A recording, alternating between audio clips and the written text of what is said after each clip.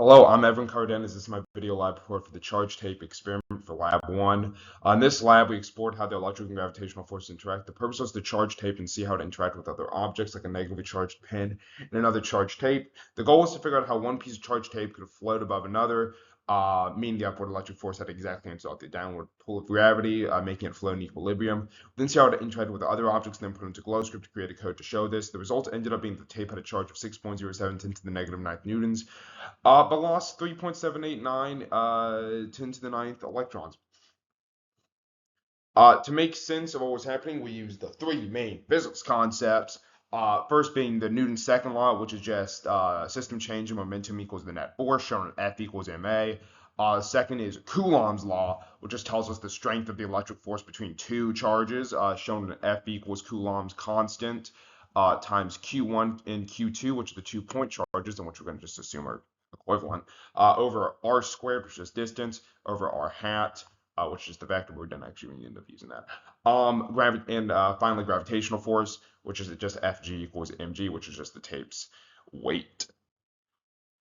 Here are the measurements I used. So the length of the tape was 0.2 meters. The tape width was 0.019 meters. The mass, after I converted it to kilograms, was 0.0002 kilograms. The tape area was 0.0038 meters. Distance between the two tapes when one floated was 0.013 meters. And I calculated gravitational force, F equals mg, and I got 0.00196 newtons. For the procedure, I taped one tape on the table, then taped another tape onto the last tape, and removed the tape from the first tape to charge it. Say that 3 times fast. And I would, just see how they interacted. They repelled because they're both positive and they repel. And then I redid that, then observed how it interacted with a pin rubbed on cloth. It attracted because the pin was negatively charged. And then I made like a little bridge thing with one of the charged tapes and then put the other one under it and see how they interacted. It floated. For observations, when I charged the tape and separated them, one of them floated above the other around 1.3 centimeters. It stayed suspended for a few seconds before falling. The floating one, henceforth called tape 1 for posterity, was the system, while the other, tape 2, and its surroundings were the, surroundings. Before this, I also placed the charged tape next to a negatively charged pin and moved towards the pin, meaning the tape is in fact charged. So the number of atoms was 3.8, 10 to the 17th power. The atom area was 1 to the 10 times negative 20th power. The force of gravity, as I already said, was 0.00196 newtons.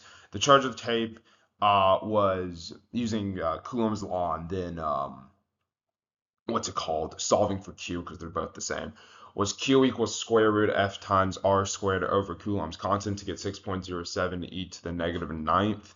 The electrons lost was using Q over E, Q being the point charge and E being the electron charge, got me 3.78 10 to the 10th electrons lost. So the ratio of electrons lost to atoms was 1 electron lost per 1.01 e to the negative 7 atoms, which is found using the number of atoms divided by electrons lost.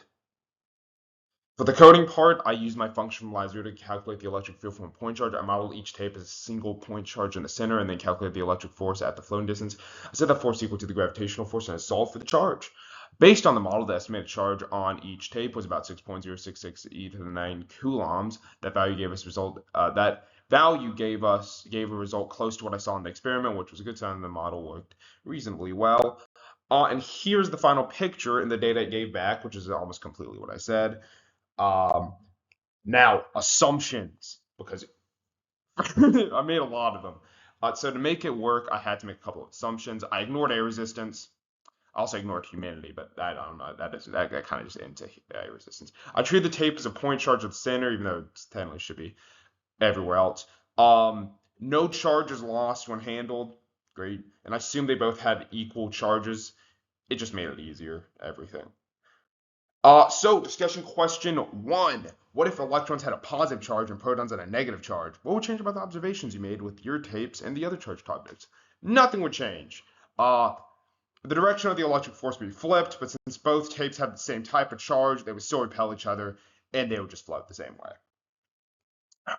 Discussion question 2. Why is it important to handle the charged tape as little as possible? What happens when the charged tape comes in contact with your hands or other objects? When we touch the table, charge can kind of like leak-ish into our hands or into the air. This makes it becomes neutralized kinda. This makes the table lose's ability to repel the other one, which messes up the experiment. So to keep the charge, it's best to avoid contact as much as possible. Finally, thank you for watching. Yeah, that's yeah. Have a nice day.